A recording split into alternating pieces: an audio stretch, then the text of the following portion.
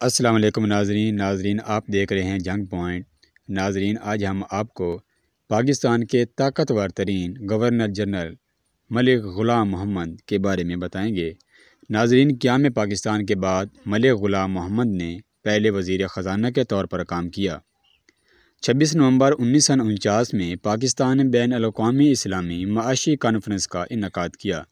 اس conference سے خطاب کرتے ہوئے ملک صاحب نے اسلامی ممالک کا معاشی بلاک قائم کرنے کی تجویز پیش کی۔ ناظرین غلام محمد 25 اپریل 1895 میں موچی دروازہ لاہور کے ایک امیر گھرانے میں پیدا ہوئے۔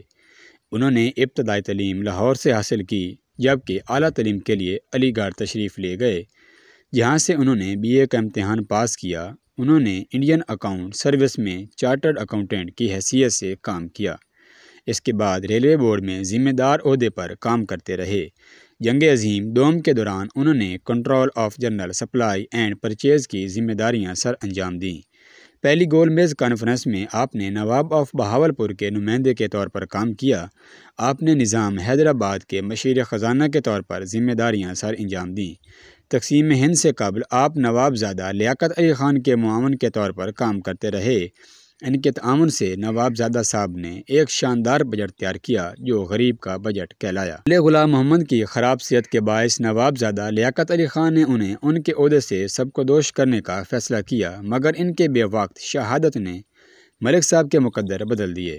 کابینہ نے فیصلہ کیا کہ خواجہ نظام الدین کو وزارت عظمیٰ کی ذمہ داریاں سونپی جائیں، جبکہ ملک غلام محمد کو گورنر جنرل کا عہدہ دیا جائے۔ اس طرح ملک غلام محمد پاکستان کے تیسرے گورنر جنرل بنے۔ ان کا دور حکومت پاکستان میں بیوروکریسی کی سازشوں اور گٹھ جوڑ کا آغاز تھا۔ غلام محمد نے ہی طاقت کے اصول کے لیے بنگالی وزیر اعظم خواجہ نظام الدین کو برطرف کر کے مشرقی پاکستان کے عوام میں مغربی پاکستان کے خلاف بد اعتمادی کا بیج بویا۔ برطرفی غلام محمد اور فوج کے سربراہ ایوب خان کے گٹھ جوڑ کے نتیجے میں ممکن ہو سکی تھی، کیونکہ صرف 2 ہفتے قبل ہی خواجہ نظام الدین نے پاکستان کی پہلی دستور ساز اسمبلی سے اعتماد کا ووٹ لیا تھا۔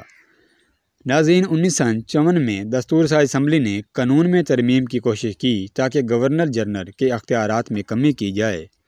گورنر جنرل غلام محمد کو جب ان حالات کا علم ہوا تو انہوں نے 24 اکتوبر 1954 کو فوری طور پر دستور ساز اسمبلی کو برخاست کر دیا۔ دستور ساز اسمبلی کے اسپیکر مولوی تمیز الدین نے اس برطرفی کو سندھ چیف کورٹ میں چیلنج کیا۔ سندھ کی اعلیٰ عدالت نے مولوی تمیز الدین کے حق میں فیصلہ دیا کہ گورنر جنرل کا فیصلہ غیر آئینی تھا۔ اس فیصلے کے خلاف حکومت نے سپریم کورٹ میں اپیل کی تو اس کے نتیجے میں جسٹس منیر نے وہ بدنام زمانہ فیصلہ آیا جس میں گورنر جنرل کا فیصلہ جائز قرار دیا اور اسے نظریہ ضرورت قرار دیا کہ دستور ساز اسمبلی اپنی اہمیت و افادیت کھو چکی ہے۔ اس فیصلے نے پاکستان میں فوج اور بیوروکریسی کی سازشوں کا ایک نہ رکنے والا باب کھول دیا۔ ناظرین جسٹس منیر نے فیصلے میں یہ احمقانہ موقف اختیار کیا کہ پاکستان نے مکمل آزادی حاصل نہیں کی اور اب بھی جزوی طور پر تاج برطانیہ کا حصہ ہے۔ اس روح سے دستور ساز اسمبلی گورنر جنرل کے ماتحت ہے اور گورنر جنرل کو ایسے برخاست کرنے کا اختیار حاصل ہے۔ اس مقدمے میں صرف ایک غیر مسلم جج جسٹس کارنیلس نے یہ موقع اختیار کیا کہ پاکستان مکمل طور پر آزاد مملکت ہے اور دستور ساز اسمبلی ایک خود مختار ادارہ ہے جسے گورنر جنرل برطرف نہیں کر سکتا۔ اسی مقدمے میں جسٹس منیر نے بدنام زمانہ نظریہ ضرورت بھی متعارف کروایا۔ گورنر جنرل کے اس فیصلے کے خلاف عوام و خاص کو سخت ناپسند کیا گیا، اس پر تنقید کی گئی۔ ناظرین اگر غلام محمد کی بیماری علالت پر نظر ڈالیں تو گورنر جنرل غلام محمد بلڈ پریشر، لکوہ اور فالج کے مریض تھے۔ ان کی کہی ہوئی باتیں سمجھنا مشکل اور دشوار تھیں، مگر اس کے باوجود وہ اتنے بڑے عہدے پر رونق افروز رہے۔ ان کی علالت کی وجہ سے انہیں 2 ماہ کی رخصت پر بھیجا گیا۔ ان کی جگہ سکندر مرزا کو قائم کیا گیا۔ گورنر جنرل کی ذمہ داریاں دی گئیں اور ملک صاحب نے 12 ستمبر 1956 کو 61 سال کی عمر میں لاہور میں وفات پائی۔ ناظرین گورنر جنرل غلام محمد کو کراچی کے فوجی قبرستان میں دفنایا گیا، جو گورا قبرستان کراچی کے ساتھ ہی واقع ہے۔